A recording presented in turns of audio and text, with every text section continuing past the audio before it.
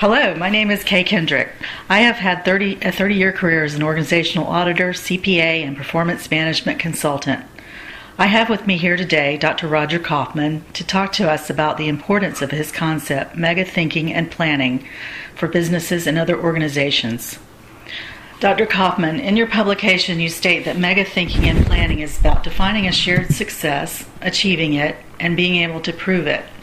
It involves three elements, according to your paper. 1, a societal value-added frame of mind. 2, a shared determination on where to head and why.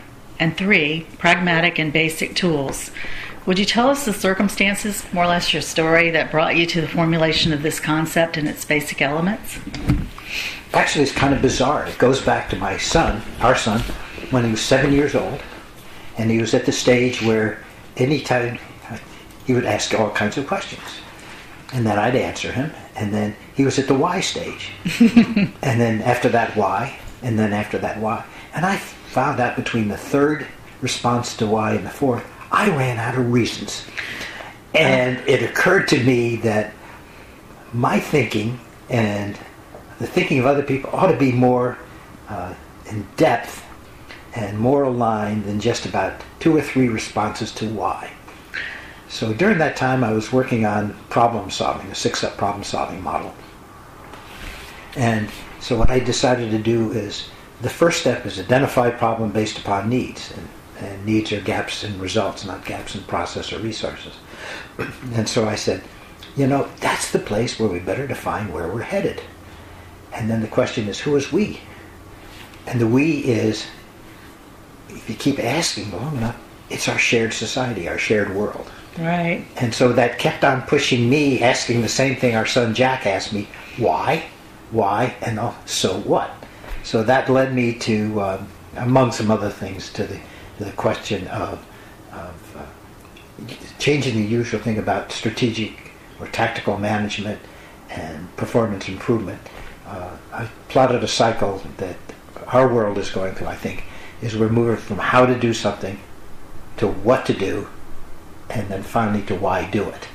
And then if you start with the why do it, and you align that, your chances of success, measurable success, or as you stated there, proving success, becomes much, much higher. I like that. Everything we learn from kindergarten, also we learn from our children. Yeah. He's still teaching me, by the way, and he's 41. Now, you provide 6 critical success factors to mega thinking and planning. Factor 1, do not assume that what worked before will work now. Factor 2, use an ideal vision, not limited to your own organization. Factor 3, differentiate ends and means. Factor 4, prepare objectives with rigorous indicators of arrival. Factor 5, use and align all 3 levels of planning and results. Factor 6, define need as a gap between current and desired results. Would you tell us a real-life story in which these factors were applied in the 3 levels of planning and results, and where they were implemented? There's a number of places. One, do you mind going south of the border a long way down to Argentina? I'd love that. Mariano Bernardes, who now has NBC Consulting in Chicago, but was a managing partner of Anderson in Buenos Aires, got me involved in a project for what was YPF Petroleum.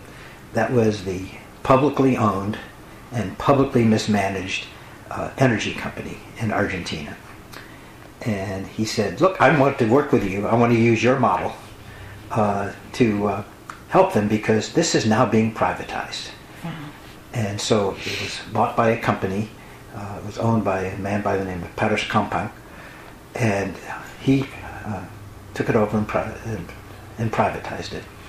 And Mariano said, look, this is a great opportunity to work with these people and everybody in it and everybody in the communities to define a new future for this organization. And we end up in a place called Tartagal. Tartagal is in the drug route about 20 miles south of Bolivia. It is jungle. Frightening. But that's where the oil is. And so we went up there and we looked at everything, the whole community and society. And we found a real disaster there, because what was happening is the people who made the work successful were living in thatch huts with diseases and insects coming down and biting them in the night and killing them. We went to the local hospital, and we went there at 6 o'clock in the morning. Already people were gathered from all over, and the dirt was about 6 inches thick on the floor. Oh. It was, if you want to talk about waste of human resources, that was it. Mm-hmm. But on the other side of town, in very nicely manicured houses, were the management of the old YPF, the publicly owned organization. So what we did is we took all of the partners, community members, teachers, kids, parents, people who worked for the company, and we started with the ideal vision. And we said, what kind of community do you want for your children and your grandchildren? The mega concept, where the primary client and beneficiary is society now in the future. And because one of my many limitations, I don't speak Spanish, my wife worked with kids and communicated that and said, draw pictures of your community. And we had everybody else, all the different groups, define the community they want for their children and grandchildren. And we brought them all together, and we looked at the kids' pictures and everybody cried. Because what it was children playing with grass and flowers, the sun was shining, people were happy, okay, healthy. And that was a perfect representation of mega. And everybody said, yes, that's what we want. Our organization is just a vehicle for both our community and our external clients. What a great thing. For what Aristotle called, I guess it was the good life. And so that was a great example. It worked out beautifully.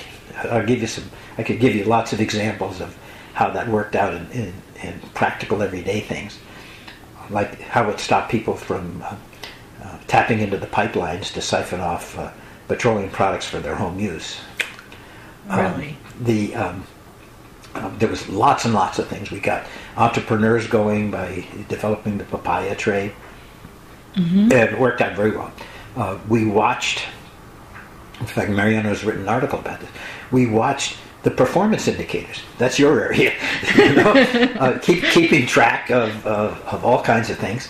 And we found out that the community health got better, the lives of people, the people were happier at work, their income went up, and the profits of the company went up. Okay? And this idea of aligning societal value added with the organizational mission just worked out beautifully well. It went on for a few years, and then they decided to sell the company to a Spanish company. And their management said, this isn't like the Harvard Business School model. And they threw it all out and went back to the classic ways. And Mariano plotted the indicators. And the profits went down, the social unrest went down, the health went down. Oh, no. And so this is a living example of applying the 6 critical success factors, aligning things right, having measurable performance indicators, starting with an ideal vision, defining needs as gaps in results, not as gaps in resources. All these things actually work, and we have performance data to show it. There's a more recent example where we asked to develop a strategic plan by the President and Minister of Tourism of Panama to transform the city of Colón. And by using this holistic approach, starting with mega societal value added, we showed them that how if they do it holistically instead of just fractions and pieces, they could get a positive return on investment for transforming the second largest city in Panama within the first year. So